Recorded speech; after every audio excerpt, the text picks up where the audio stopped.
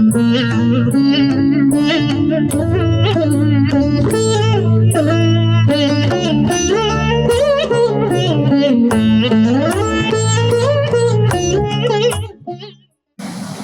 శ్రీమాత్రే నమః. అందరికీ నమస్కారం అండి. ఈనాటి సభ మనం అమృత గారు ఒక శ్లోకం పాడతారు, ప్రార్థనా గీతం. దాంతో మొదలు పెడదాం. వందే సర్వసురాదిభిర్నిగదితాం లోకప్రసిద్ధాం ప్రభాం శుభ్రాం శాస్త్రపురాణ నాటక మహాకావ్యాది సంచారిణీం బ్రహ్మాదిత్రిదశైరనిందిత గుణైః ఆవేష్టితాం సర్వదా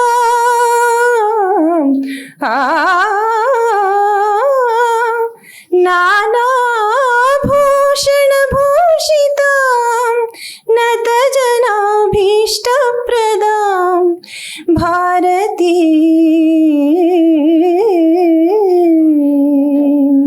థ్యాంక్ యూ.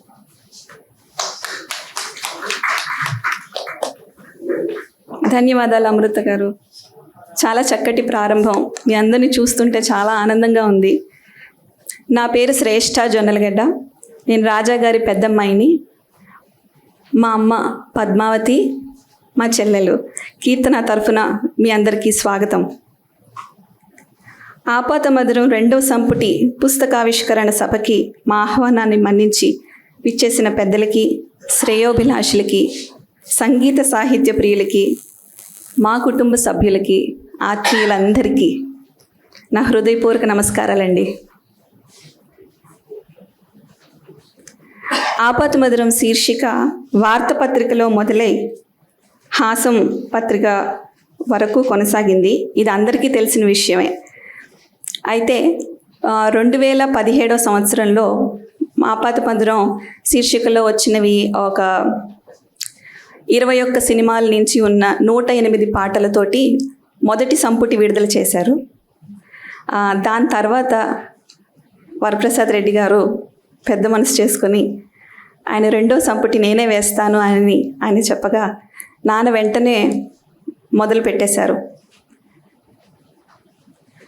అయితే 2021లో ఆయన అనుకోకుండా కాలం చేయడం జరిగింది. కాబట్టి నేను ఆయన పుస్తకం కరెక్షన్స్ బుక్ తీసి చూసేటప్పటికి పయనించే ఓ చిలుక ఎగిరిపో పాడైపోయిన గూడు దగ్గర పెన్సిల్ ఆపి ఉంది.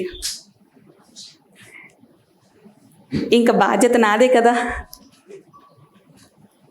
నేను వరప్రసాద్ గారి దగ్గరికి వెళ్ళి, అంకుల్ నేనే కరెక్షన్ చేస్తాను, నేనే చేస్తాను, మీరు ఇంకెవరికి ఇవ్వద్దు, ఎవరి చేత చేయిస్తానంటే అది నేను చేస్తాను. ఆయన ఏమీ అనలేదు. అంటే నా మీద నమ్మకం, నేనెవరూ తెలియదు కూడా కదా. కానీ చిన్నప్పటి నుంచి నాన్నతోటి పనిచేస్తూ ఉన్నదాన్ని, నేనే చిన్న అసిస్టెంట్ లాగా అనుకోండి. స్కూల్ నుంచి వచ్చేటప్పటికి చెంచులక్ష్మి పాటలన్నీ రాసుంచు, నేను కరెక్షన్ చేయాలి. ఆదివారం వచ్చేటప్పటికి పదబంధం చేసుంచు, మనం లేకపోతే పారెడి పాటలు రాద్దాం. ఇలాగా నన్ను చాలా కలుపుకుంటూ ఇన్వాల్వ్ చేసుకుంటూ మన హాసం పత్రిక కూడా నడిపాం. సో నాన్న జర్నీలో, ఆ ప్రయాణంలో నేను ప్రతి చోట నేనున్నాను. అందుకని నేనే ఈ 2వ సంపుటి చేయడానికి అర్హురాలని నేనే అనేసుకుని ఎవరిని అడగకుండా అంకుల్కి ధైర్యంగా వెళ్ళి చెప్పేసి ఎంత చిన్నదాన్నైనా ఆయన నా మీద నమ్మకం పెట్టుకొని సరే అమ్మ చెయ్యన్నారు. నాకు టైం బౌండ్ ఏం లేదు, ఈ పలానా టైంకి చెయ్యమని ఏమీ అడగలేదు కూడా. చాలా సంతోషం అంకుల్. ఆయన ఆశ్చర్యపోయారు. నువ్వు ఎలా చేస్తావు, అమెరికాలో ఉంటావు, పిల్లలు, పనులు, జాబ్ చేస్తావు, ఎలాగంటే అయిపోతుంది అంతే, చేసేద్దాం అనుకున్నాను. అయితే ఈ 2వ సంపుటిలో ఏం చేసామంటే ఆపాతమధురం శీర్షికలో మిగిలిన అన్ని పాటలు, అన్ని విశ్లేషణలు కలిపి ఇదే ఆఖరి పుస్తకంలాగా వేశాము. అలా అనుభవం బాగాలేదు, కానీ చూద్దాం విధి ఎలా తీసుకెళ్తుందో. ఈ రెండవ సంపుటిలో 49 సినిమాల నుంచి 49 సినిమాల నుంచి 2099 పాటలు ఉన్నాయి. అయితే 1-2 కలుపుకొని మొత్తం 70 సినిమాలండి. 400 పైచిలకు పాటల తలకు విశ్లేషణ. ఒక చిన్న డిఫరెన్స్ ఉంది కానీ పార్ట్ 1కి పార్ట్ 2కి. రెండో పార్ట్ వచ్చేటప్పటికి నేను ఒక పాఠకురాల్లా చదవడం మొదలుపెట్టాను. అప్పుడు కొంచెం అవుట్డేటెడ్ ఇన్ఫర్మేషన్ లాగా అనిపించింది. నేను ఏమీ మార్పులు చేర్పులు చేయకూడదు కాబట్టి విశ్లేషణలో చిన్న చిన్న అప్డేట్స్, ఎందుకంటే వరప్రసాద్ రెడ్డి గారు చెప్పారు క్యూఆర్ కోడ్ పెడదాము, లేటెస్ట్గా ఉంటుంది, ప్రతి పాట చక్కగా స్కాన్ చేసి చూస్తూ వింటూ విశ్లేషణ చదివితే రసానుభూతి మరీ బాగుంటుంది అనగానే దానికి విశ్లేషణ అప్రోప్రియేట్గా కరెక్ట్గా కుదురుతుందా లేదా అని మట్టుకే నేను ఒక పాఠకురాలిగా చదివి చిన్న చిన్న ఎడిట్స్ చేశాను అంతే. కానీ విశ్లేషణను మాత్రం ఏమీ ముట్టుకోలేదు. ఆ విశ్లేషణ కాగా క్యూఆర్ కోడ్ యాడ్ చేయడం ఒక లేటెస్ట్ అప్డేట్. తర్వాత క్యూఆర్ కోడ్ యాడ్ చేసాం కాబట్టి ఫోటోలు తగ్గిపోతాయే, అయ్యో గ్లామర్ ఏది, పుస్తకంలో గ్లామర్ అంటే పాత ఫోటోలు ఉంటాయి కదా అని అనుకున్నాం. అయితే సినిమా పోస్టర్లు అప్పట్లో ఉన్నవి పెడితే ఎలా ఉంటుందని ఒక ఐడియా వచ్చింది. సో అది కలెక్షన్ చేయడం మొదలుపెట్టాను. సో ఈ 49 సినిమాలు సినిమా పోస్టర్ ఎలా రిలీజ్ అయ్యాయో ఆ సినిమా పోస్టర్ ప్రతి సినిమాకి మేము ఇంక్లూడ్ చేసాం. అవి కాకుండా ఇంకొన్ని ఐకానిక్ పిక్చర్స్ ప్రతి సినిమాకి అది కూడా ఫుల్ పేజ్ లాగా పెట్టాం. సో దట్ కాస్త గ్లామర్ యాడ్ అయింది. తర్వాత కవర్ పేజ్ డిజైన్, దాని మీద ఏదో నాన్నతోటి ఉన్నప్పుడు ఏదో నా చాదస్తం కూడా రుద్దేసి కవర్ పేజ్ డిజైన్ కూడా చేయడం జరిగింది. సో ఇది నా పాత్ర. విశ్లేషణని ముట్టుకోకుండా నాన్నగారు చేసింది అలాగే ఉంచుతూ ప్రస్తుతానికి అప్డేట్ చేస్తూ లేటెస్ట్గా కొంచెం యాడ్ చేసి ఈ మాత్రం చేయగలిగానండి.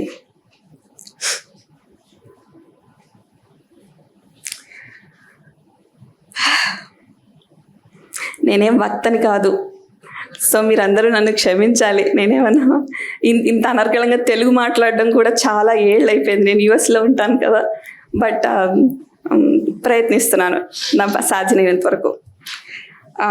ఇక ఏమాత్రం ఆలస్యం చేయకుండా మనం సభను మొదలు పెట్టేద్దామండి. ఈ కార్యక్రమానికి సారథులైన అతిథుల్ని మనం వేదిక మీదకి ఆహ్వానించేద్దాం.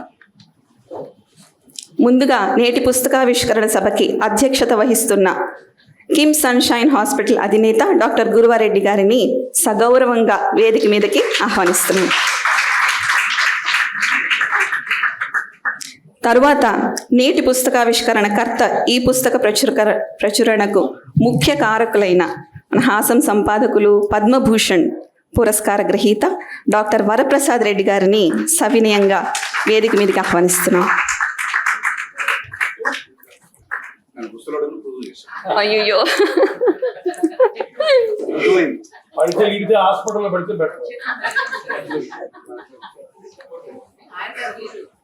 మీరు అధ్యక్షతలు మీరు మధ్యలో కూర్చోండి.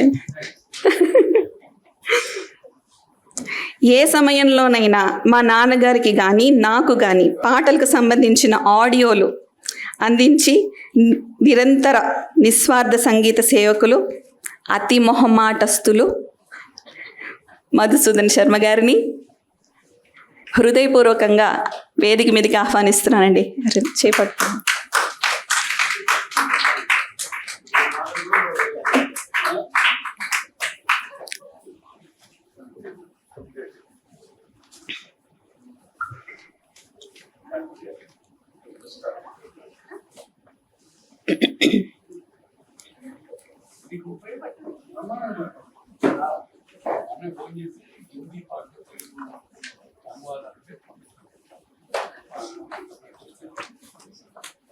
ఈనాటి సభకు విశిష్ట అతిథి మా నాన్నగారికి నాకు కూడా అత్యంత సన్నిహితులైన ప్రముఖ సినీ సంగీత దర్శకులు, బహుముఖ ప్రజ్ఞాశాలి మన ఆర్పి పట్నాయక్ గారిని సాదరంగా వేదిక మీద ఆహ్వానిస్తున్నానండి.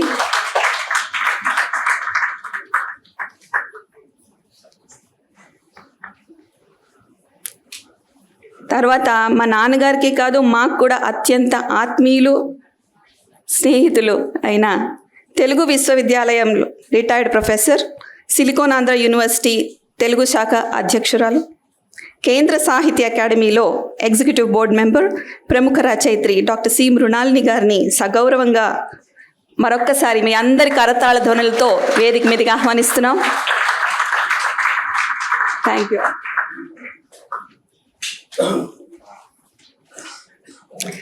అందరికీ మరోసారి మీ కరతాళ ధ్వనులతో స్వాగతం పలుకుదాం. థ్యాంక్ యూ అండి. Thank you. ఒక చిన్న విన్నపం, మీరు మీ మొబైల్ ఫోన్స్ని సైలెంట్లో పెట్టుకుంటే సభకి ఆటంకం కలగకుండా ఉంటుంది. థ్యాంక్ యూ అండి. సో మొదటగా గురువారెడ్డి గారిని సభలు మొదట పెట్టాల్సిందిగా కోరుతున్నాను. ఓవర్ టు గురువారెడ్డి గారు. నాది సైలెంట్ పెట్టుకోవడానికి లేదమ్మా, హాస్పిటల్. ఓకే, మా వాళ్ళు ఎవరున్నారు తీసుకో.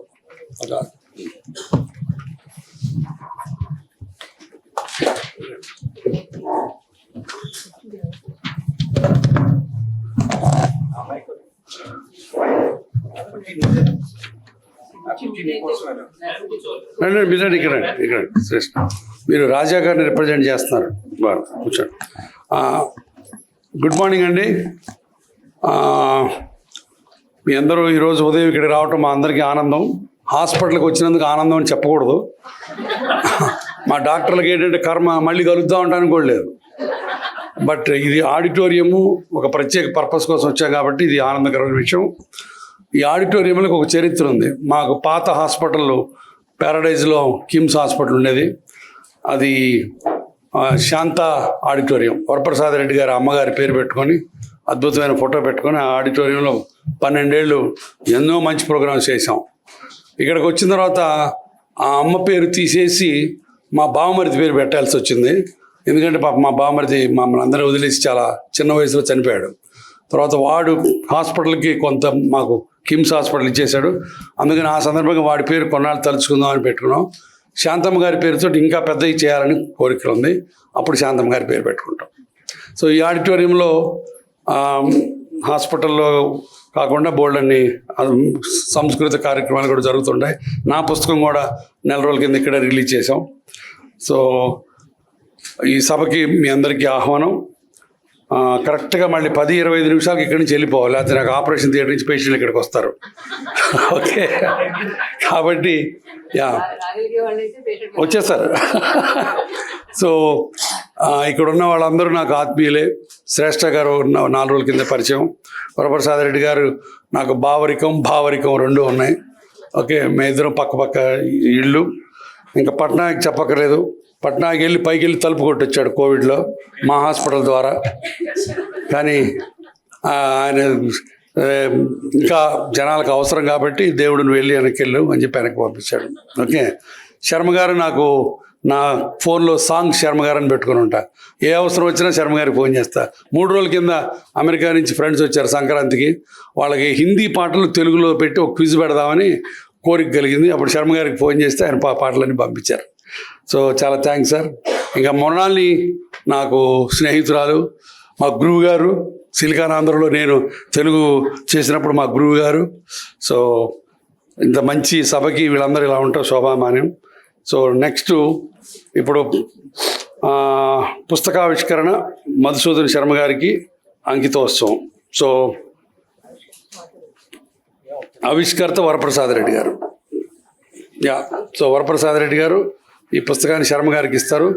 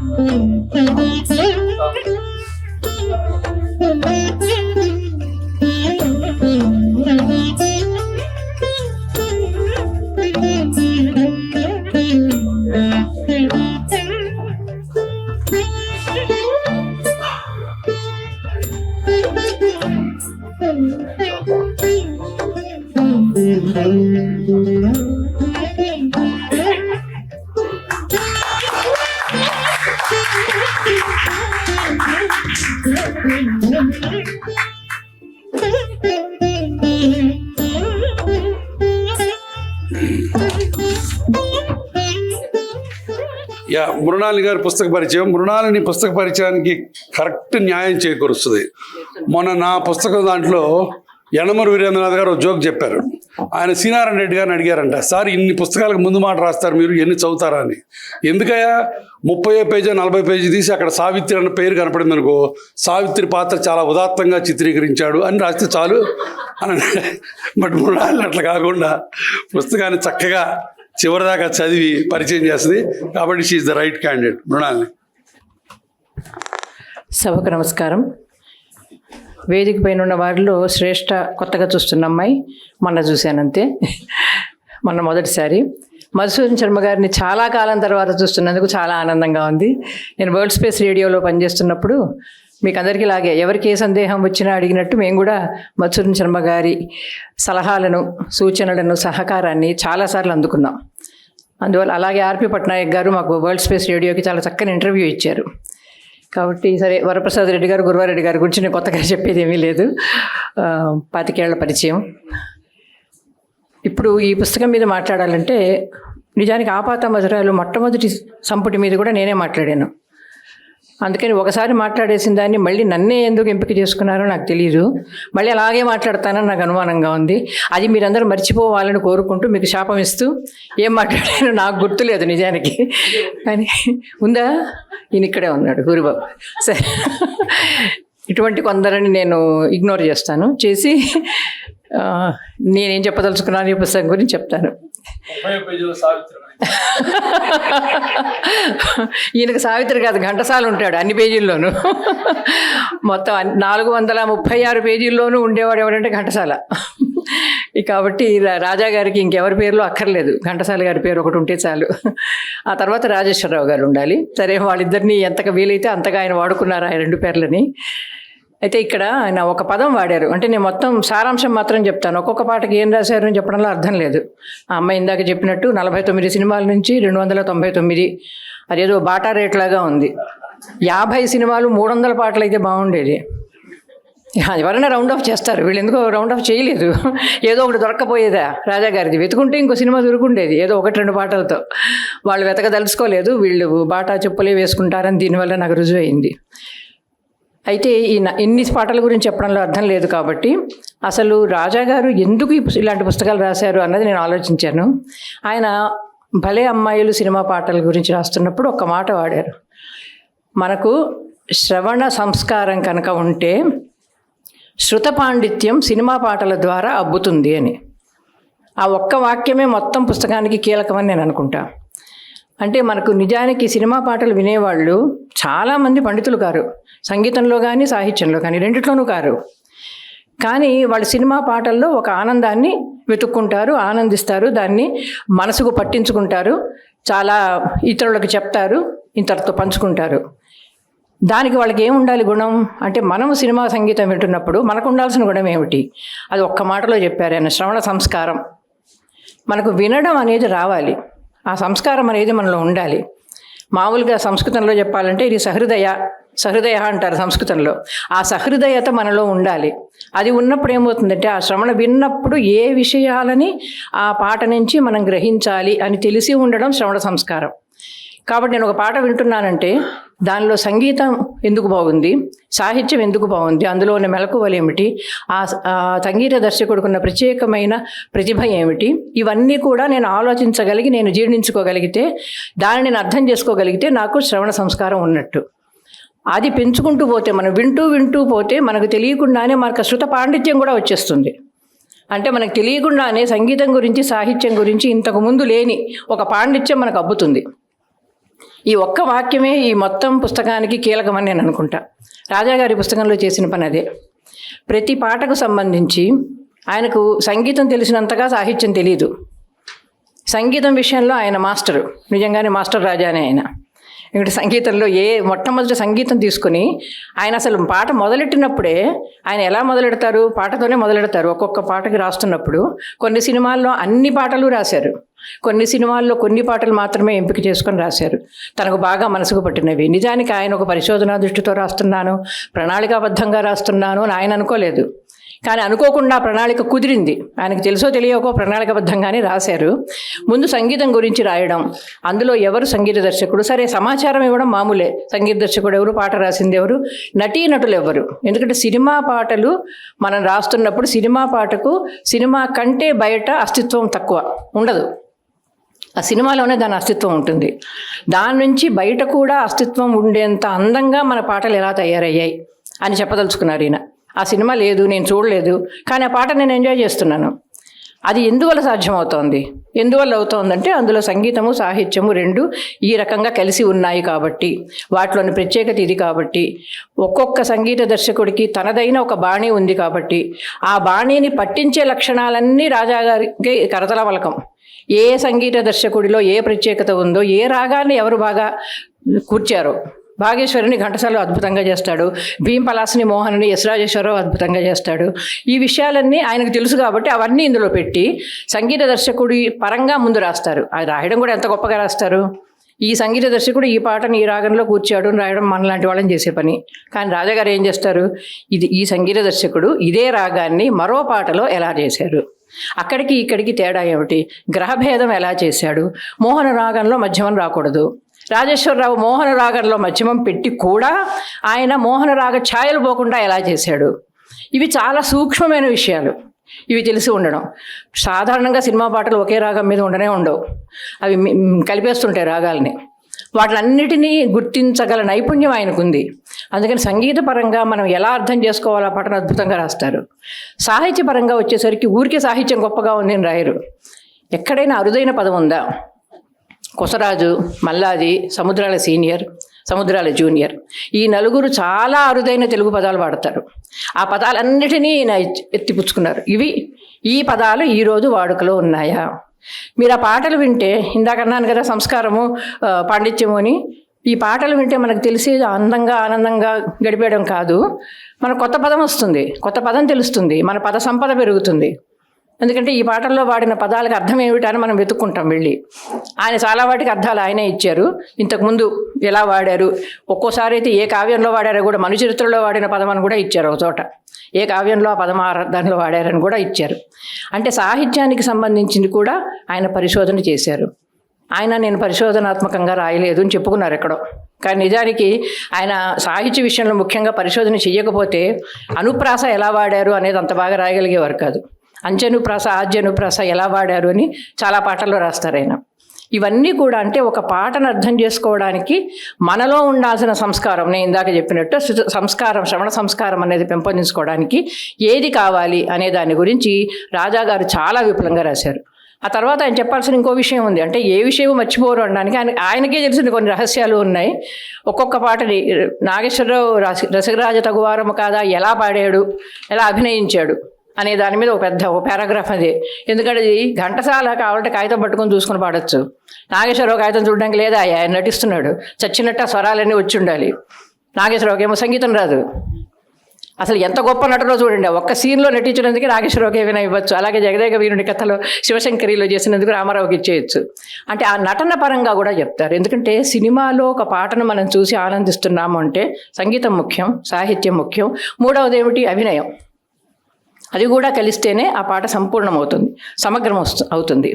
అందుకని జగదేక వీరుని కథలో పాటకి రామారావు అయితే రాగ నిర్దేశం దగ్గర కూడా రామారావే కూర్చున్నాడు. ఈ రాగం అయితేనే బాగుంటుందని. పెండ్యాల గారు 2-3 రాగాల్లో చేస్తే భాగేశ్వరే బాగుంటుందని నిర్ణయించింది ఎన్టీ రామారావు. అప్పుడు ఆ రాగంలోనే చేశారు. అట్లాగే నాగేశ్వరరావు రసికరాజు తరుగువారము కథలు ఎలా ఇన్వాల్వ్ అయ్యాడు, ఎలా నేర్చుకొని పాడాడు అంటే అభినయం కూడా ఆయన తీసుకొని చెప్తారు. అంటే ఏవేవి ఒక గొప్ప పాటను చేస్తాయి, ఏ లక్షణాలు ఒక పాటను మనం మరిచిపోలేని గీతంగా తీర్చిదిద్దుతాయి అనేది రాజా గారికి చాలా క్షుణ్ణంగా తెలిసిన విషయం. అవన్నీ చెప్పడం మనలాంటి వాళ్ళకి సాధ్యం కాదు. ఒక సంగీత దర్శకుని అడిగితే తన పాట గురించి చెప్పచ్చు, ఒక గీత రచయితని అడిగితే తను రాసిన వాటి గురించి చెప్పచ్చు. కానీ అన్నిటి గురించి ఒక సమగ్రమైన అవగాహన ఉండి, ఇదే రచయిత మల్లాది గారు ఒక సినిమా చిరంజీవుల్లో రాసిన పాట మరొక పాట ఎలా ఉన్నాయి, ఇంత దగ్గరగా ఉంది. నిజానికి తెల్లవార వచ్చే తెలియక నా స్వామి జానపద గీతం మూలాన్ని కూడా ఆయన ఇచ్చారు. అట్లాగే చక్కని దానా చిక్కని దానా ఇంకా అలకైనా ఆ పాటను పట్టుకొని శాంతినివాసంలో పాట అనుకుంటా, అది పట్టుకొని దాని మూలం ఏమిటి, దిల్ దేక దేకో హిందీలో రఫీ పాట. దానికి ఒక ఇంగ్లీష్ మూలం ఉంది. ఆ మూలాన్ని కూడా పట్టుకున్నారు రాజా గారు. అంటే ఆయన ఎంత వెనక్కి వెళ్తారో, ఎంత లోతుగా చూస్తారో ఒక్కొక్క పాటని ఆలోచించుకోండి. ఇలాంటి ఉదాహరణలు నేను చాలా ఇవ్వగలను, నాకు టైం లేదు కాబట్టి ముగిస్తాను. కాబట్టి ఇలాగా ఆయన పాట మీద పరిశోధన నిరంతరం చేసిన వ్యక్తి. ఒక పాటను ఆనందిస్తున్నాను అంటే నేను ఆనందిస్తున్నాను అని అనుకుని మనం ఆనందిస్తూ ఊరుకుంటాం. ఎందుకు ఆనందిస్తున్నాం అనే ప్రశ్న వేసుకున్నారు రాజా గారు. అది వేసుకున్నప్పుడు వచ్చిన పుస్తకమే ఆపాతమధురం. ఎందుకంటే ఈ పాట ఇంత అందంగా రావడానికి ఒక దర్శకుడు, ఒక సంగీత దర్శకుడు, నటుడు, గీత రచయిత, వీళ్ళందరి నిజానికి సినిమాటోగ్రఫర్ దగ్గర కూడా రాస్తారు ఆయన కొన్ని సినిమాలంటే చాలా పార్షియాలిటీ. కొన్ని పాటలను ఆయన రాసిన పద్ధతి చూస్తే కనుక మనం కూడా ఆ పాట వినకపోయినా, ఉదాహరణకి ఇది మందార మకరంద మాధుర్యమున రేలు మధుపంబు ఓవునే మదనములకు, భక్త ప్రహ్లాదలో సుశీల, ఆ పాట మీద ఆయన రాసింది చదవండి, మీరు కూడా కళ్ళనీళ్ళుగా అరుస్తూ చదువుతుంటారు ఆ పాట గురించి. అంత అద్భుతంగా వర్ణిస్తారు ఆ పాట గురించి. ఆయన రస జగత్తులో పడిపోయి మనల్ని కూడా రస జగత్తులో పడేలా చేస్తారు. ఎవరు? విశ్లేషణ చేస్తూ. మామూలుగా కవి చేస్తాడు ఆ పని, విశ్లేషకుడు చేయుడు. కానీ రాజాగారి రచనలోని ప్రత్యేకత ఏమిటంటే ఆయన విశ్లేషణ కూడా రసవంతంగా చేయగలరు, రసవత్తరంగా చేయగలరు. కాబట్టి ఆ విశ్లేషణ చదివిన తర్వాత నాకు చాలా నచ్చింది వీళ్ళ ఆలోచన. వెంటనే పాట వినడానికి అనుకూలంగా QR కోడ్ పెట్టామన్నారు. నిజంగానే పాట వింటూ ఆయన రాసింది చదువుతూ మనం ఉంటే కనుక మనం మరో లోకంలోకి వెళ్ళిపోయి కొంతసేపు అయినా ఈ లోకాన్ని మర్చిపోతామని, ఈ లోకాన్ని మర్చిపోవాలనిపించే క్షణాలే ఎక్కువ ఉన్నాయి ఈ మధ్యకాలంలో. కాబట్టి దీన్ని మర్చిపోయి ఆ రస జగత్తులో మనము ఉండిపోయి అటువంటి రస జగత్తులో మనకు ప్రవేశాన్ని, ఆ సంస్కారాన్ని మనకు కలిగించిన రాజా గారికి ధన్యవాదాలు చెప్తూ నాకు అవకాశం ఇచ్చినందుకు అందరికీ ధన్యవాదాలు.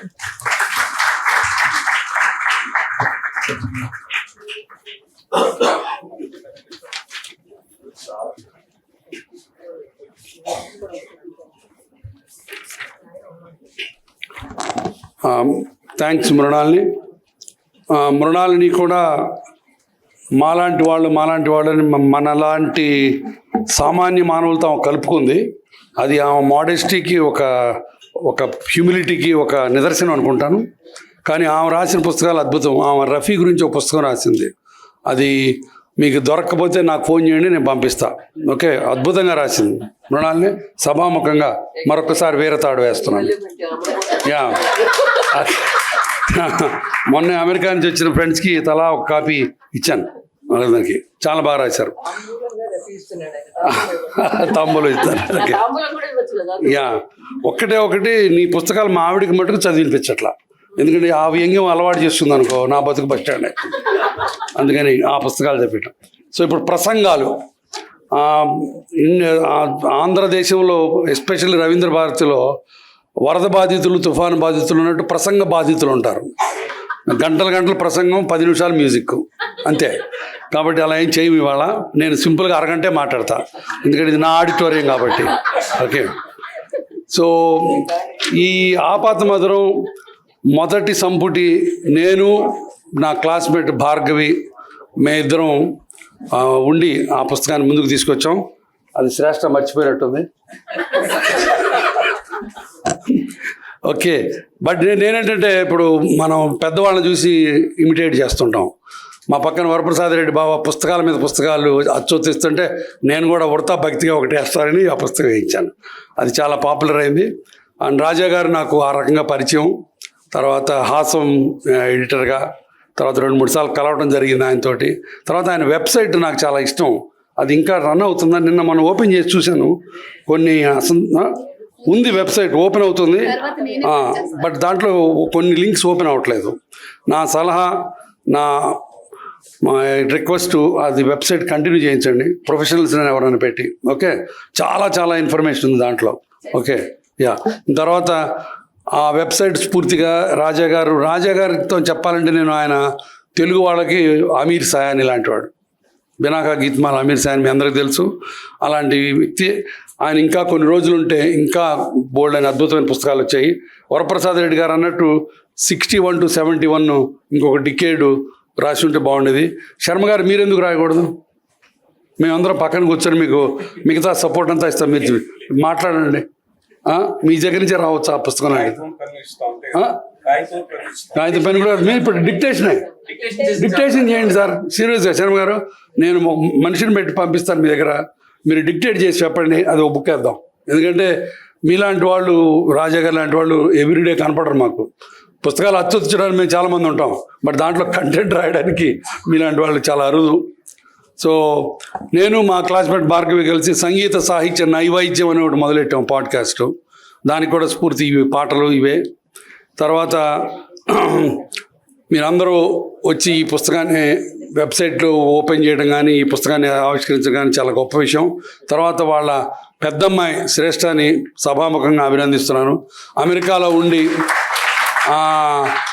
ఆ లెగసీని పట్టుకొని వరప్రసాద్ రెడ్డి గారిని కూడా ఇంప్రెస్ చేసి ఇంత బుక్ తీసుకొచ్చిందంటే గట్టిగురాలని తప్పక నమ్మక తప్పదు. Okay Shreshtha, continue this legacy. Okay, ya. So next Varaprasad Reddy గారు మాట్లాడతారు. అందరికీ నమస్కారం. పుస్తకం గురించి మృణాళి గారు అద్భుతంగా చెప్పేశారు. మిగతా చదివితేనే మంచిది చెప్పడం కంటే. కానీ రాజా గారి గురించి 2 మాటలు చెప్పాలి. ఆయన ఒక అరుదైన వ్యక్తి. ఆయన సినిమా సంగీతం కోసం ఆయన కలవరించారు, పలవరించారు. అది ఆయనకి వ్యసనం. వ్యసనం అనేది చాలా స్ట్రాంగ్ వర్డ్. అంటే ఇక అది లేకుండా ఆయన ఇక ఏది ఊహించలేడు. ఎక్కువ భాగం జీవితంలో చాలా భాగం సంగీతం పట్ల, అదే సినిమా సంగీతం పట్ల చాలా శ్రద్ధగా, చాలా ఓపికగా, చాలా సేకరించారు, అవగాహన చేసుకున్నారు. వాటిని తనలో దాచుకోవడమే కాకుండా అక్షరీకరించి జాగ్రత్త చేశారు. అదొక చరిత్ర. మన భారతదేశంలో శాస్త్రీయ సంగీతం అనేది ఒక మహోన్నతమైనటువంటి సంప్రదాయం, మన సంస్కృతిలో భాగం. అది దానికి శాస్త్రం తెలిసి ఉండాలి. అందరూ శాస్త్రం నేర్చుకోలేరు కాబట్టి జనపదంలో లలిత సంగీతం వచ్చింది, జానపదాలు వచ్చినాయి. నాలాంటి పామర్లు విని ఆనందించడానికి ఆ సంగీతం సరిపోతుంది. అంటే శాస్త్రీయం వినొద్దని కాదు, దాన్ని విని ఆనందించేంత పరిణితి లేనప్పుడు లలిత సంగీతం కానీ, జానపద సంగీతం కానీ, సినిమా సంగీతం కానీ. సినిమా సంగీతం కూడా ప్రారంభంలో, సినిమాల ప్రారంభమైన తొలి మరి రోజుల్లో శాస్త్రీయంగానే ఉండేవి.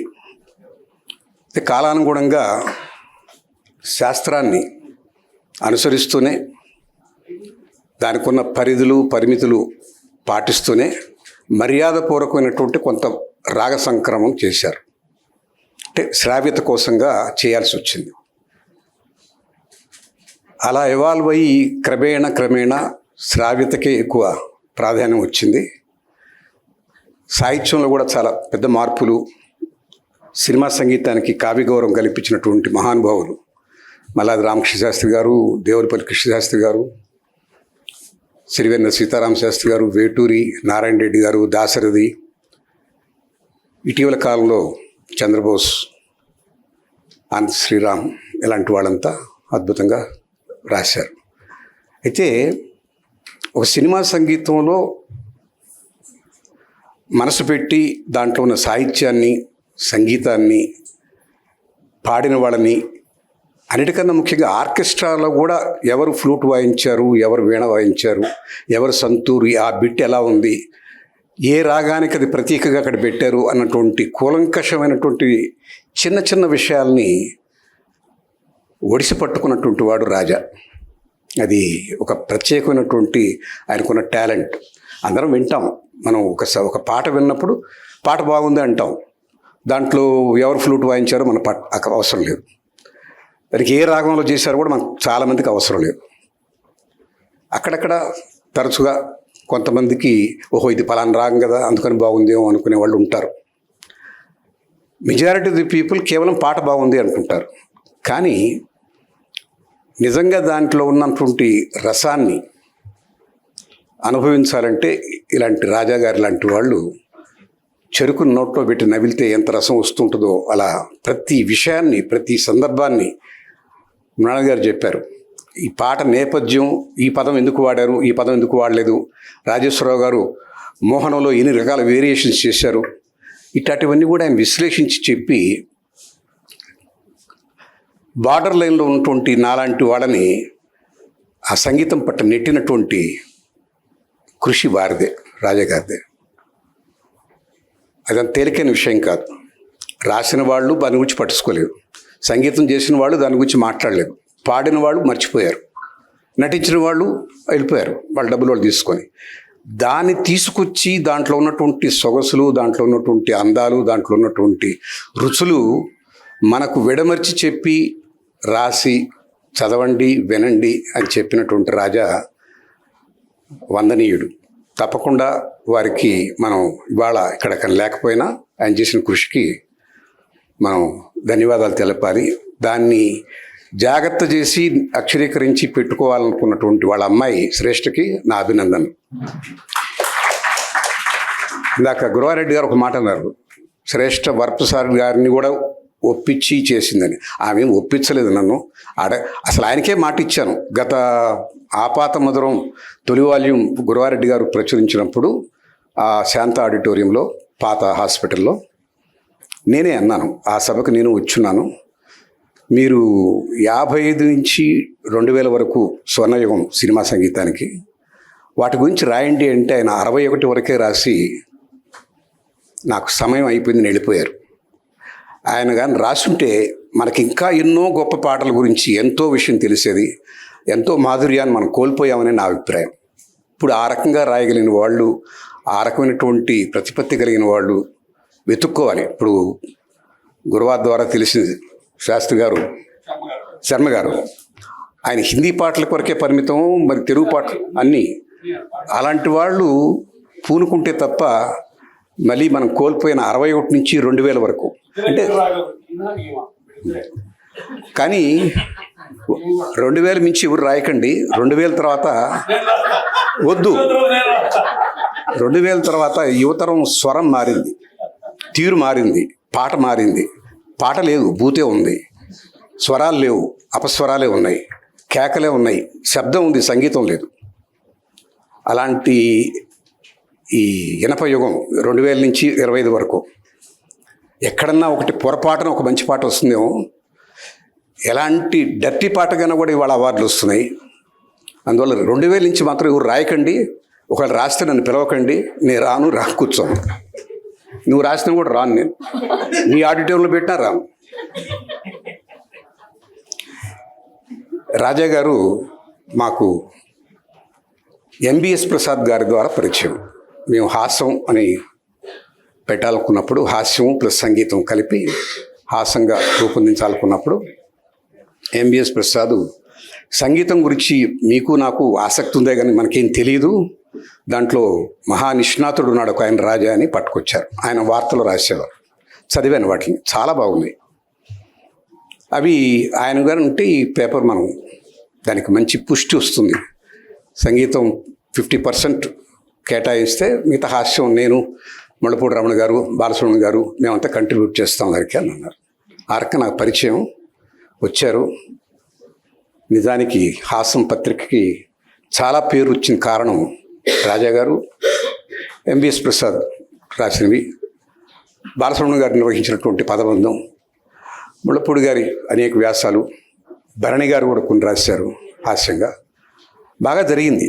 కానీ దురదృష్టవశాత్తు ఏమైందంటే, అది చెప్పాలి మీకు, నన్ను ప్రతి వేదికలో ప్రతి ఒక్కరూ వాళ్ళ అసంతృప్తి నాకు చెప్తారు. ఎందుకు మీరు హాసం మానేశారు, నాకు కొన్ని మెయిల్స్ కూడా వచ్చేవి. డబ్బుల కోసం అంత ఆలోచిస్తారా మీరు, మేము అనుకోలేదే, డబ్బులు ఖర్చు అయిపోతాయని మీరు మానేశారట. అది నిజం కాదు. నిజానికి ఇప్పటికీ హాసం తరపున పుస్తకాలు వేస్తూనే ఉన్నాం. పక్షపత్రికగా రావట్లేదే కానీ దానికి కారణం ఏంటంటే రాజాగారే. ఆయన మధ్యలో ఇది స్వయం ప్రతిపత్తి సాధించలేకపోయింది, సస్టైనబిలిటీ లేదు, నేను ఎవరిని అడ్వర్టైజ్మెంట్లు అడగను, ఆయన ఎవరిని అడిగేవారు కాదు, ఆయన ఎవరిని ఏది అడిగేవారు కాదు, ఆయన అనుకున్న పద్ధతిలో ఆయన రాసుకుపోయేవారు అంతే. అది ఒక లక్షణం, మంచి లక్షణం ఇది. దానికి అడ్వర్టైజ్మెంట్లు వచ్చేవి కావు. సుమారుగా 48 లక్షలు ఖర్చు పెట్టాం, అయినా అది తీరుతెన్ను లేదు. ప్రతి ఒక్కరూ 10 పుస్తకాలు పంపించు, 50 పుస్తకాలు పంపించు, మా స్టాఫ్కి ఒక 40 పంపించు అనేవాళ్ళు, కానీ ఒక్కరు కూడా ₹1 ఇచ్చిన వాళ్ళు లేరు. షాపుల్లో కొనుక్కున్న వాళ్ళే. సెల్ఫ్ సస్టైనింగ్ లేదు కాబట్టి ఎంవిఎస్ ప్రసాద్ గారు దీనికి అడ్వర్టైజ్మెంట్లు ఉండకపోతే కష్టం అని చెప్పని పదే వాళ్ళిద్దరూ, నేను ఇప్పుడు అక్కడికి ఆఫీస్కి వెళ్ళేవాడు కాదు హాసం, కేవలం నేను దానికి సపోర్ట్గా ఉన్నాను, కానీ నిర్వహించింది వాళ్ళిద్దరే, రాజా గారు, ప్రసాద్ గారు.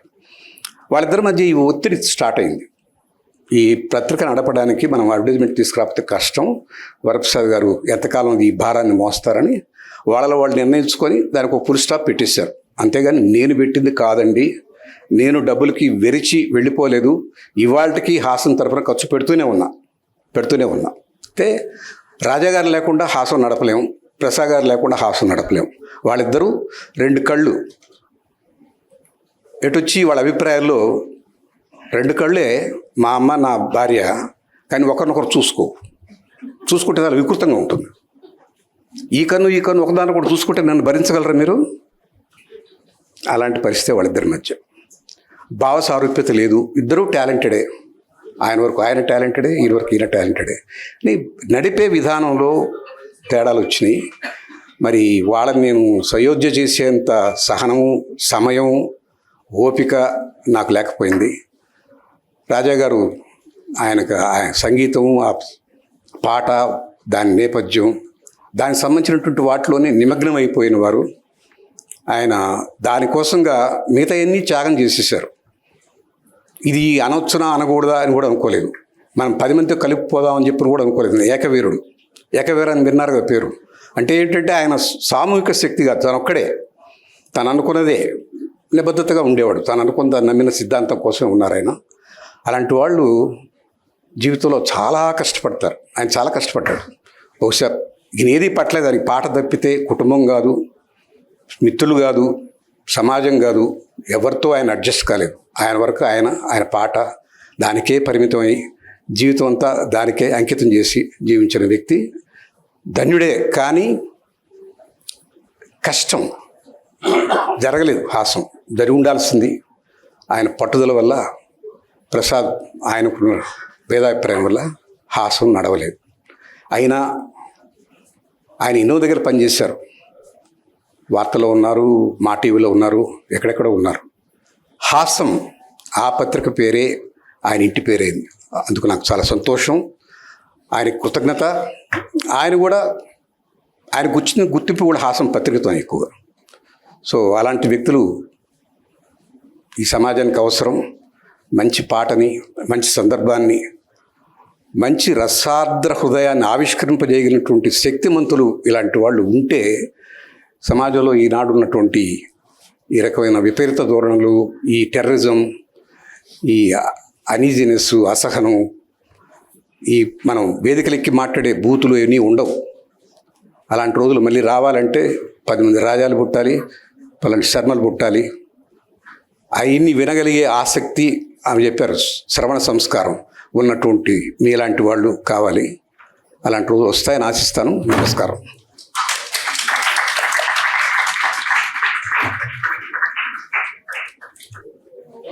వరప్రసాద్ రెడ్డి గారి అభిమానం తీయగా ఉంటుంది, ఆయన కోపం కారంగా ఉంటుంది. 2000 తర్వాత ఉన్న వాళ్ళందరినీ శపించారు, కానీ ఇక్కడ 2000 తర్వాత ఉన్న అద్భుతమైన కళాకారు పైన స్టేజ్ మీద పట్నాయక్ ఉన్నాడు, అక్కడ భాస్కర్ భట్లు ఉన్నాడు. ఓకే బావా, తప్పది తప్పు. అప్పుడప్పుడు ఇక్కడ ఉన్నారు, 2 ఉన్నారు గుళికలు. 2000 తర్వాత కూడా మంచి సాహిత్యం ఉంది. బట్ నువ్వు అన్నట్టు కొన్ని వెతుక్కోవాల్సి వచ్చింది అంతే. బట్ ఉంది, మంచి సాహిత్యం ఇప్పటికీ ఉంది, మంచి మంచి పాటలు ఇప్పటికీ వస్తున్నాయి, దొరుకుతున్నాయి. సో ఈ సందర్భంగా భాస్కర్ భట్ల ఒక్కసారి సమోసా పక్కన పెట్టి ఇక్కడికి వచ్చి మంచి సమోసా తింటే మాట్లాడడం కష్టం. ఓకే రండి, ఒక్క 2 నిమిషాలు. భాస్కర్ భట్ల గారు మంచి లిరిసిస్టు, మంచి మంచి సినిమాలకు రాశారు. అంటే అవును వాళ్ళిద్దరు ఇష్టపడ్డారు, వంశీ సినిమా, అటువంటి వాళ్ళు మంచి మంచి సినిమాలు, బొమ్మరిల్లు, చాలా మంచి పాటలు రాశారు భాస్కర్ భట్ల. నిన్ను ఉపయోగించుకుంటున్నాం, ఒక 2 నిమిషాలు మాట. వరప్రసాద్ రెడ్డి గారు తిట్టండి, పర్లేదు. 2000 తర్వాత. అందరికీ నమస్కారం అండి. రాజా గారు నాకు బాగా చాలా ఆత్మీయులు. ఎందుకంటే నేను పూర్వాశ్రమంలో జర్నలిస్ట్గా పనిచేశాను ఈనాడు సంస్థలో దాదాపు 7.5 సంవత్సరాలు.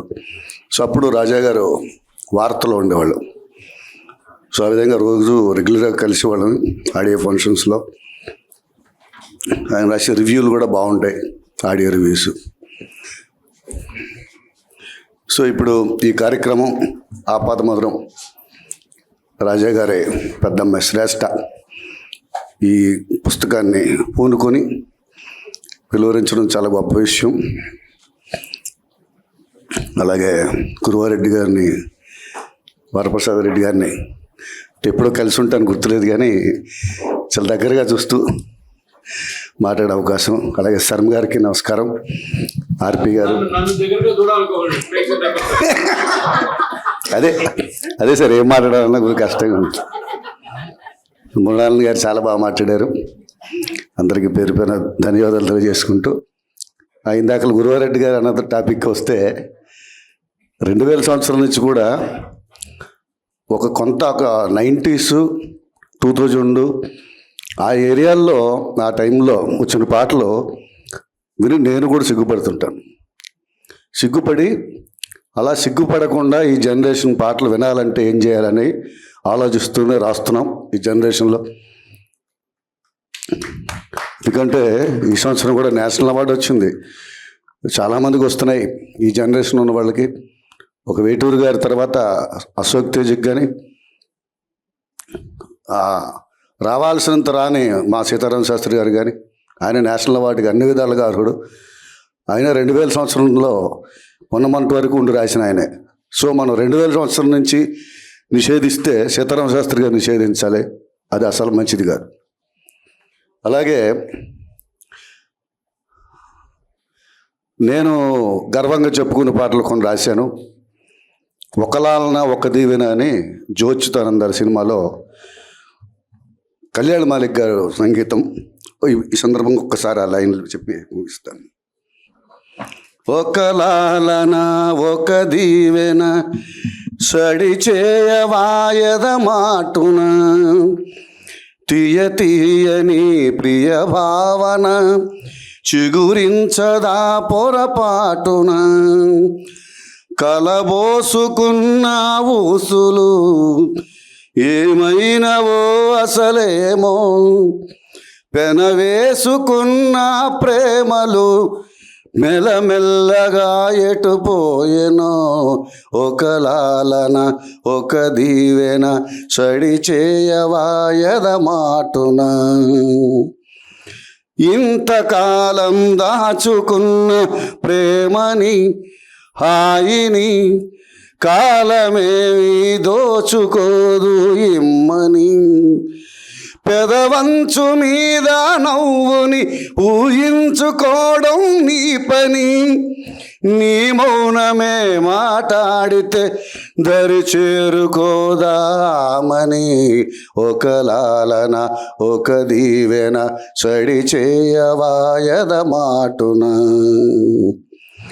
అందనంత దూరమేలే నింగికి నేలకి, వాన జల్లే రాయబారం వాటికి.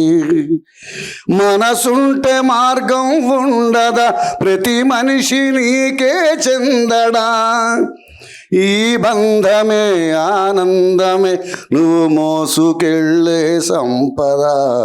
ఒక లాలన ఒక దీవెన సడి చేయవాయద మాటున. ధన్యవాదాలు. అందరికీ నమస్కారం తెలియజేసుకుంటూ మహామహులోని వేదిక మీద నన్ను పిలిచి ఆహ్వానించి మాట్లాడించినందుకు గురువారెడ్డి గారికి ప్రత్యేక ధన్యవాదాలు తెలియజేసుకుంటూ సెలవు. శర్మ గారు, దాదాపు ఒక 1 year పైన అయిందండి. శ్రేష్ఠ గారు ఒకసారి ఫోన్ చేసి ఒక పాట మా నాన్నగారు రాశారండి, ఆ పాట అయితే ఆయన కలెక్షన్లో లేదు, నాకు మీ దగ్గర ఉంటే పంపగలరా అని అడిగారు. అంటే ఏ పాటమ్మా అంటే చెప్పారు. చెప్తే అందమ్మా నా దగ్గర ఆ పాట అని చెప్పి నేను పంపించాను. తర్వాత ఆ సందర్భంగా నేను అడిగాను అన్నమాట. అప్పుడు ఈ రాజాగారు ఆపాతమతనం 2వ వాల్యూమ్ చేస్తున్నారు కదమ్మా, అది ఏమైంది అని అంటే, నేను చేస్తున్నా అంకుల్, అందుకోసమే ఇది అడిగాను అది అని. తర్వాత ఆ పాట పంపించిన తర్వాత కొన్ని ఆమెకు డౌట్స్ వస్తే అడిగారు. అప్పుడప్పుడు ఫోన్లు చేసి అడుగుతుండేవాళ్ళు ఆ డౌట్స్, నేను క్లియర్ చేస్తుండేవాడిని. తర్వాత దాదాపు 3 weeks బ్యాక్ నాకు ఫోన్ చేసి మాట్లాడినప్పుడు, అమ్మ ఏమైంది, పుస్తకం అయిందా అంటే, అయిపోయింది ఏంటి అంకుల్, అది ప్రింటింగ్ కూడా అయిపోయింది, ఓపెనింగ్ సెరమనీ రిలీజ్ సెరమనీ కూడా పెట్టుకున్నాము, 21వ తారీఖు నేను హైదరాబాద్ వస్తున్నానని చెప్పారు. మంచిదమ్మా, ముందు వాల్యూమ్ నాకు డెడికేట్ చేశారు, ఈ వాల్యూమ్ అన్నా కనీసం వరప్రసాద్ రెడ్డి గారి కానీ లేకపోతే గురవారెడ్డి గారి కన్నా ఇచ్చావా అంటే, లేదమ్మా, లేదండి ఇది కూడా మీకే అన్నారు. అంటే ఏందమ్మా ఇట్లా చేసామంటే, మా నాన్నగారి కంటే మేము చాలా ఇష్టం అండి, అందుకని ఈ పుస్తకం కూడా మీకే ఇస్తున్నామని చెప్పి. చాలా కష్టపడ్డారు, చెప్పారు, ఉద్యోగం చేసుకుంటూ చేస్తున్నా అంకుల్, అందుకని టైం పడుతున్నది, నెమ్మదిగా అవుతున్నది పని అని చాలా సంతోషించాను. ఈరోజు ఆ కార్యక్రమం జరగటం సంతోషంగా ఉంది.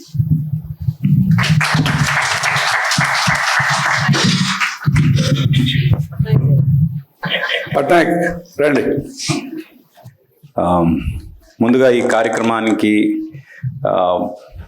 నాంది పలికిన శ్రేష్ఠ గారికి అభినందిస్తున్నాను.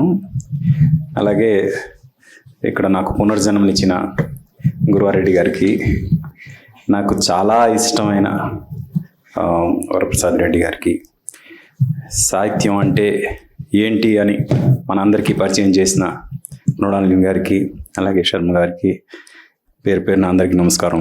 నేను అందరికన్నా చిన్నవాడిని, వాళ్ళ పక్కన కూర్చునే అదృష్టం ఇచ్చినందుకు మా తల్లిదండ్రులకు ఫస్ట్ థ్యాంక్స్ చెప్పుకుంటూ,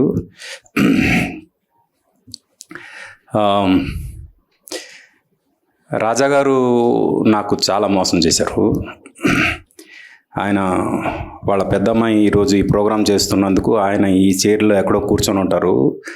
అందుకు ఆయన చేసిన మోసం నేను చెప్పాల్సిన అవసరం ఉంది. నేను స్వాతిముత్యం సినిమాలో కమల్ హాసన్ లాగా ఆయన స్వామియాజులైతే ఆయన వెంట లిటరల్గా ప్రతిరోజు పడేవాడిని. నాకు మీ హెల్ప్ కావాలి. పాట అనే ప్రోగ్రాం చేయాలనుకుంటున్నాను నేను.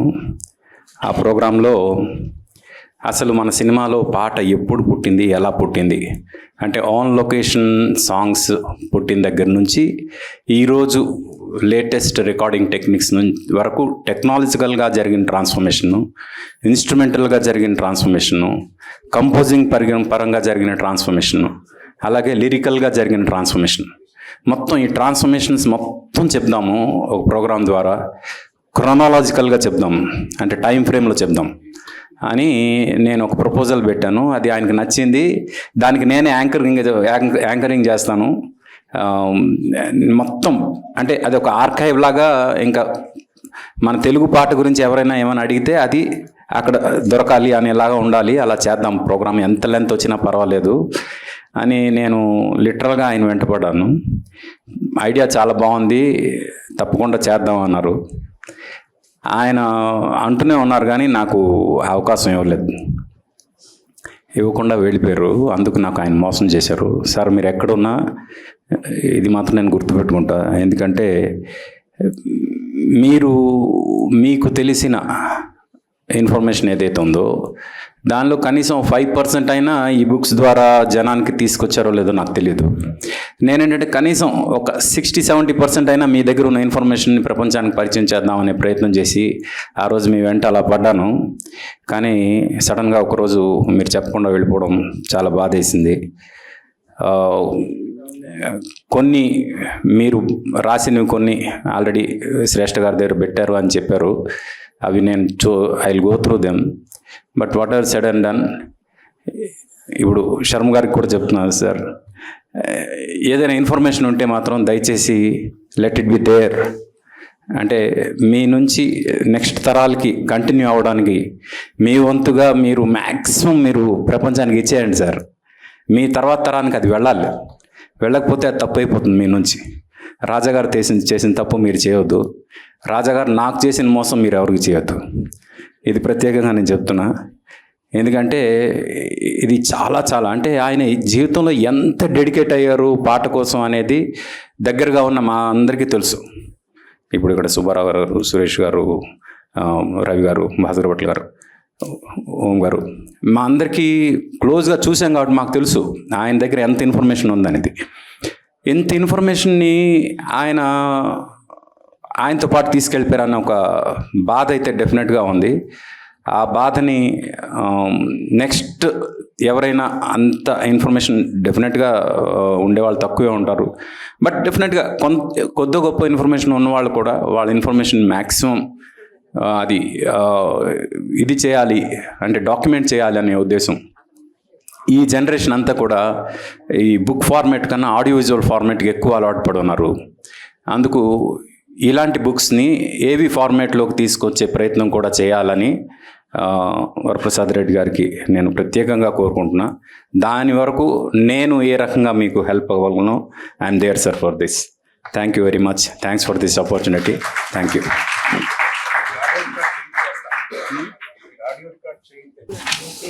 పట్నాయక్, మృణాలిని, శర్మ గారు వీళ్ళందరూ ఆ పాటని బతికించాలని, ఆ పాటని ఇంకా ముందుకు తీసుకెళ్లాలని తపన వాళ్ళ పట్నాయక్ ఈ మధ్య భగవద్గీత కదా పట్నాయక్, భగవద్గీత మంచి ఎపిసోడ్, చాలా బాగా చేసావు. నువ్వు నాకు పంపించిన నేను వినడం జరిగింది.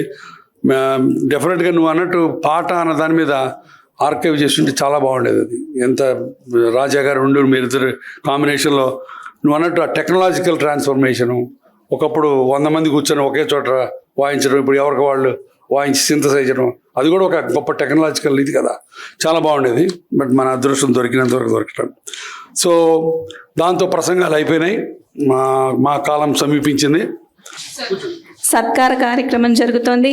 మధుసూదన శర్మ గారు మా ఆహ్వానాన్ని మన్నించి ఇంత దూరం చాలా కష్టపడి వచ్చారు. చాలా సంతోషం అండి. Thank you very much. Varaprasad Reddy గారు, థ్యాంక్ యూ సో మచ్ అండి. మీ రుణం తీర్చుకోలేను.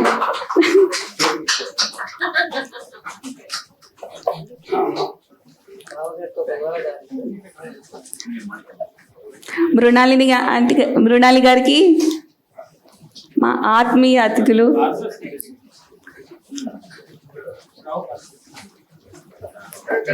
ఇలా ఇలా నిల్చో.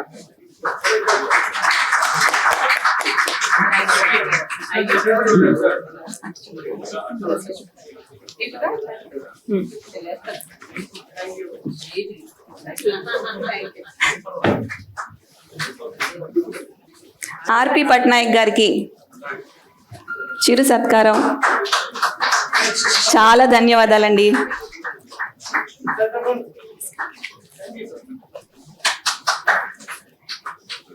ఈవేళ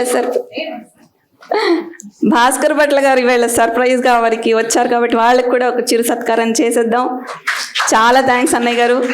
మా నాన్నగారు ఊరు శ్రీకాకుళం అతను, సో నాకు ఇంకొక స్పెషల్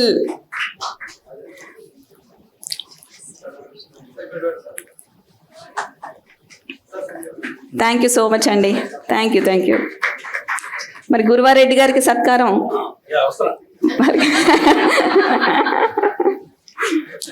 వెళ్ళివ్వమ్మా. మా అమ్మ యుక్త, మా చెల్లెలు కీర్తన చిరు సత్కారం చేస్తారు. సభాధ్యక్షత వహించిన ఇంత చక్కగా ఆయన చేసిన గురువారెడ్డి గారికి చాలా థ్యాంక్స్ అమ్మా. వరప్రసాద్ రెడ్డి గారికి కూడా నమస్కారం చేసుకోండి. థ్యాంక్ యూ సో మచ్ అండి. మా అమ్మాయిని ఆశీర్వదించండి. థ్యాంక్ యూ అండి. థ్యాంక్ యూ సో మచ్ అండి. ఆఖరిగా మా నాన్నగారితో పనిచేసిన వాళ్ళకి, నన్ను ప్రోత్సహించినందుకు, మా ఆహ్వానాన్ని మన్నించి మీరందరూ ఇక్కడ విచ్చేసినందుకు, నా కుటుంబ సభ్యులకి, శ్రేయోభిలాషులకి, సన్నిహితులకి, నా టీం, నా 5గురి టీం, నవీన్ ఉంటే పని అయిపోతుంది అంతే. నవీన్ ఉంటే చాలు. నేను ఎక్కువ మాట్లాడితే దిష్టి తగులుతుందేమో, సో నేను చెప్పను. నవీన్తో పనిచేసిన వాళ్ళందరికీ తెలుసు. Thank you Naveen, wherever you are. Parvati గారు నా చాదస్తాన్ని చాలా భరించారు. విజయవాడ నుంచి వచ్చారు కేవలం ఈ ప్రోగ్రామ్ని అటెండ్ అవ్వడం కోసం. మా నాన్నగారి అభిమానంతో 15 ఏళ్లుగా నాన్నగారు చేసిన ప్రతిదీ కూడా డిజిటైజ్డ్గా DTP చేసి కౌముదికి ఇవ్వడం కానీ, హాసంలో రాయడం కానీ, వీటన్నిటికీ కూడా పార్వతి గారు వేశారు. చాలా చాలా థ్యాంక్ యూ అండి. Thank you so much. Rajesh గారు ఎక్కడున్నారు?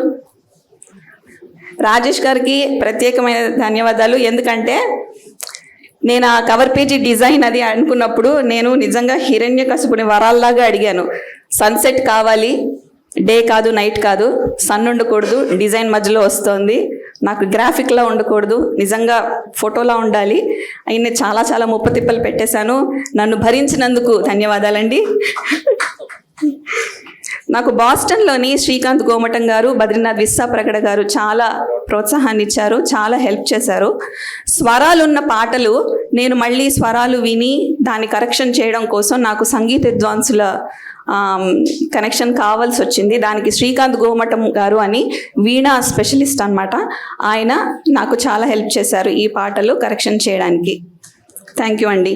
ఇందులో ఫోటోల గురించి ప్రత్యేకంగా చెప్పాలంటే 180 పైచిలుకు ఫోటోలు ఉన్నాయి. సంజయ్ కిషోర్ గారు ఒక 10% చేస్తే మిగిలిన 90% పైన దానికి ఇంకొక 500 రెట్లు మాకు ఫోటోలు ఇచ్చి నీ ఇష్టం వచ్చింది తీసుకో అని ఇచ్చిన రమేష్ పంచకర్ల గారికి ఎంత చెప్పినా తక్కువే. ధన్యవాదాలు. ఎందుకంటే మంచి AI టూల్స్ యూస్ చేసి అన్ని ఫొటోస్ని డిజిటలీ ఎన్హాన్స్ చేసి చాలా క్లారిటీతో ఉన్న పాత ఫొటోస్ని నాకు అందించారు. మీరు పుస్తకం చూసి దాని ఇన్లే లోపల ఇన్నర్ కవర్లో ఉన్న ఫొటోస్ చూడండి, వెనకాల ఉన్న ఫొటోస్ చూడండి, మీకు చాలా అర్థమవుతుంది. అమృత మహాభాష్యం గారు, చిత్తరంజన్ గారు అమ్మాయి ఇక్కడ ఉన్నారండి, వాళ్ళ నాన్నగారి ఫొటోస్ నాకు ఇచ్చారు. నాకు వీణా గాయత్రి గారు, అశ్వత్థామ గారి ఫొటోస్ నాకు ఇచ్చారు. వీళ్ళందరి contribution is amazing for this one. Jeedigunta Vijayasarathi గారు నిజంగా తీసిన సన్సెట్ పిక్చర్ ఫ్లోరిడా నుంచి ఆయన నాకు పంపించారు. అదే ఈ కవర్ పేజ్ సన్సెట్ పిక్చర్. ఇవన్నీ కాకుండా మా గోపి చిన్నాన్న అంటాను, మంగు రాజగోపాల్ గారు, నేను చాలా మిస్ అవుతున్నాను. రాజగోపాల్ గారు నాన్నగారు మా ఆరోగ్యం బాగాలేక వైజాగ్లోనే ఉన్నారు. మా శ్రీనివాస్ చిన్న, సో ఆయన ఒక ఎడిటర్ కళ్ళతో చూసి మళ్ళీ బోల్డ్ తప్పులు ఉన్నాయమ్మా, ఇవన్నీ కరెక్షన్ చేసుకొని ఇలా వెంటనే పంపించగానే ఆయన పంపించారు. సో వీళ్ళందరూ లేకపోతే నేను ఈ పని చేసేదాన్ని కాదు. నేను జస్ట్ నిమిత్త మాత్రం నేను చేస్తాను అని అనుకున్నాను. చేయించిన వాళ్ళందరూ వీళ్ళు. వీళ్ళందరూ చేయించారు, నేనేమి చేయలేదు. నేను జస్ట్ కోఆర్డినేట్ చేసి ఒక ముందుకు తీసుకొచ్చాను అంతే. వీళ్ళందరూ కాకుండా నేను ఎలా చేశానో అని అనుకుంటే, we can't add days to life, but I added life to my days. అది it happened only because of my life partner, మా ఆయన చక్రవర్తి. నా పిల్లలు ఎంత సహకారం అంటే, మా చిన్నోడు నేను లేకపోతే పడుకోడు. అయితే రాత్రి నాతో కూర్చొని ఇన్ని పాటలు విని 200-300 పాటలు వాడు కూడా నా ఒళ్ళో కూర్చొని విన్నాడు. ఏమో ఫ్యూచర్లో ఏమవుతుందో తెలియదు, కానీ పడింది, సీడ్స్ పడ్డాయి. దానికి ఈ అవకాశం దొరికినందుకు కానీ నేను అదృష్టంగా భావిస్తున్నానండి. ఇవన్నీ కాకుండా నా ఎక్స్టెండెడ్ ఫ్యామిలీ వాళ్ళందరి సపోర్ట్ లేకపోతే మేము మారల్గా ఇంత దూరం వచ్చి ఇంత ధైర్యంగా మాట్లాడగలిగేదాన్ని కూడా కాదు. నేను వక్తని కాదు, బట్ ఏంటో ఎలా మాట్లాడుతున్నానో నాకే తెలియట్లేదు. ఇదంతా జరుగుతోంది ఇలాగా. మా అమ్మ చివరిగా మొదటగా చెప్పాల్సింది అమ్మ. మా నాన్నని సపోర్ట్ చేసింది కాబట్టి ఇక్కడ దాకా వచ్చాం, అంతే. చాలా సంతోషం అండి. Thank you very much for this amazing opportunity and believing in me. మీరు చెప్పినట్టు నేను ఫ్యూచర్లో వెబ్సైట్ కూడా నేను కంటిన్యూ చేసి దాన్ని ఇంకా ఒక ఆర్కైవ్ లాగా తప్పకుండా చేస్తాను. ఇది నా promise. Thank you very much. Thank you.